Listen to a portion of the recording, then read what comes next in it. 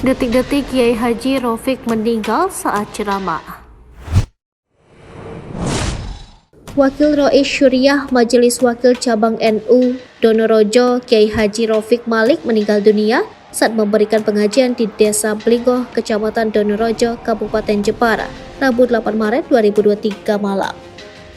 Wakil Ketua PCNU Jepara Hisam Zamroni membenarkan pengasuh Ponpes Al-Munir Kiai Haji Rafiq Malik di Desa Bandung Harjo, Kecamatan Donorejo, Kabupaten Jepara, wafat saat mengisi pengajian semalam. Dia menyampaikan almarhum wafat saat mengisi ceramah di acara wisuda santri di Ponpes Al-Murtadlo di Desa Blingoh. Kiai Haji Rafiq Malik meninggal sekitar pukul 22 waktu Indonesia Barat. Acara itu sendiri lanjutnya dihadiri Habib Muhsin dan Forkopimkam Donorejo. Beliau ambruk persis di depan dan Ramil Donorejo. Bisa menyampaikan Kiai Haji Rafiq sebelum mengisi acara kondisinya sehat. Semua orang yang berada di situ tidak menyangka beliau tiba-tiba ambruk dan kemudian dinyatakan wafat. Almarhum dimakamkan di komplek makam Ponpes Al-Munir di Desa Bandung Harjo, Kecamatan Donorejo.